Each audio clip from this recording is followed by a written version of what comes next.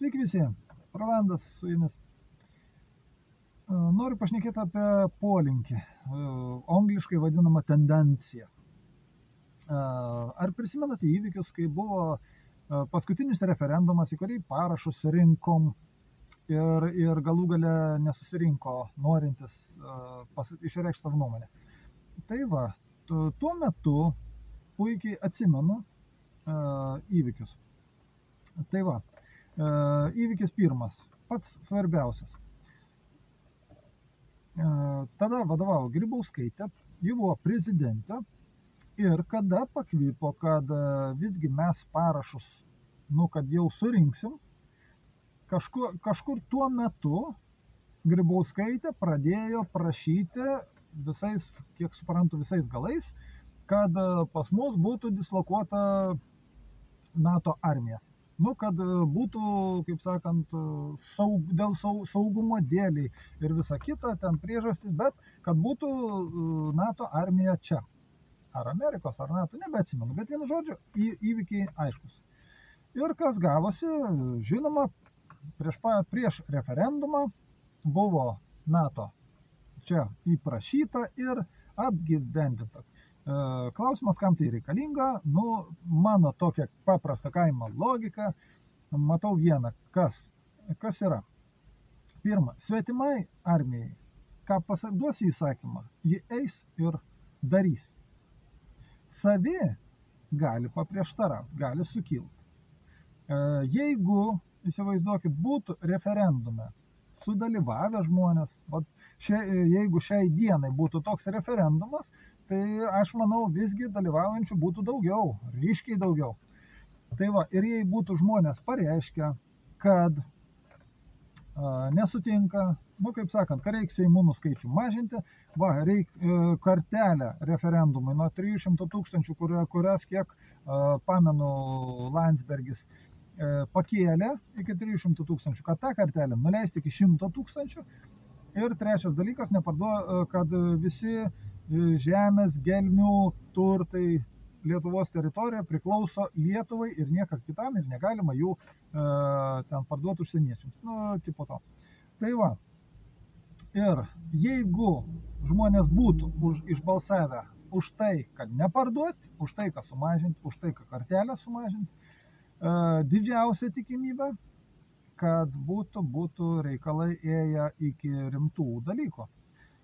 Tai yra, aišku, pirmiausia būtų pasakę, kad ten falšyvo visą kitą, o jeigu žmonės būtų sukilę, svetima armija būtų panaudota kaip nacionalinio saugumo užtikrinimo įrankis, taip sakykime. Tai va, tuo metu tą mačiau, bet kadangi nesusirinko net išbalsuoti, tai visi tik rankom paploja ir, manau, gražiai pasižvengė ten aukštai. Dabar žiūrėkit, kas dabar vyksta. Jau antraštės kažkokių tai glušių matosi, kad reikia jau imti vyrus iki kiek tenais 50, iki 60 metų ir siųsti. Gerai, dabar imam vėlgi, kam tai naudingai, taip aišku, koks tikslas tokio dalyko. Pirmas reikalas, kad jeigu bus, sakykime, sukilimas, pakilimas, neramumai kokie nors, jeigu liaudis, vėlgi dabar, sakykime, pagrindas, jeigu išsirenkam savo tikrą prezidentą, kuris neparankus sistemai, kas gaunasi? Aš tai tikrai už Eduardą Vaitkų ir tik tais, jūs nežinau kaip, čia jūsų nuomonė, bet šiai dienai jisai vienintelis yra nesisteminis žmogus, kurio nevirškina sistema, nes jai jis yra priešas. Dėl to, kad, sako, tiesiai šviesiai viską kaip kas yra. Ir įsivaizduokit, tokį prezidentą nubalsuojam ir jisai, kaip sakant, nori, nenori, sakykime, davėdami kito, kad turi pripažinti, kad visgi rinkimai teisėti ir visa kita, taip toliau ir panašiai, ir kad jisai turi būti prezidentu. Kaip manot, kokie įvykiai toliau seka? Kam reikia vėl pagazdinti, vėl gazdinti tais rodikliais, vėl tais dalykais ir svetimom kariuomenėm? Vat būtent reikia, jeigu kas, nurinkti žmonių, pagazdinti dar, kad būtų kuo mažesnis pasipriešinimas. Tai va, čia yra tik tais mano tokia įžvalga, sąmokslo teorija, gal jinai visgi visiškai čia yra vėjai, bet tai yra mintis, kurią verta apmastyti.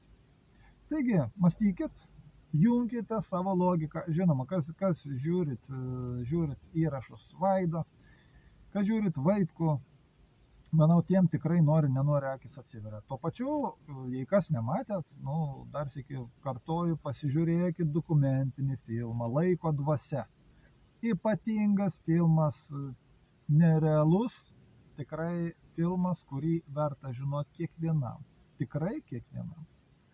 Neaišku, ar jūs patikėsite tuo, bet ten yra dokumentiniai faktai. Viskas faktais išdėstyti. Taigi, junkit logiką. Nepasiduokit. Baimė tai yra politika, kurią naudoja. O baimė kas yra? Tai yra žinių trūkumas. Trūksta žinių, gilinkit jas. Bijot, pagalvokit, su kiekvienu baimės lašu, su kiekvienu pasitraukimu gyvenime. Jūs paimkit savo gyvenimą, jūs pralošėt visą laiką. Jūs pralošėt. Jūs lendat į savo pelės urvą. Vietoj to, kad išlysti, šviesą pamatyti ir eiti ant savo. Viskas priklauso nuo mūsų. Ir ką, gyvenkim toliau. Iki.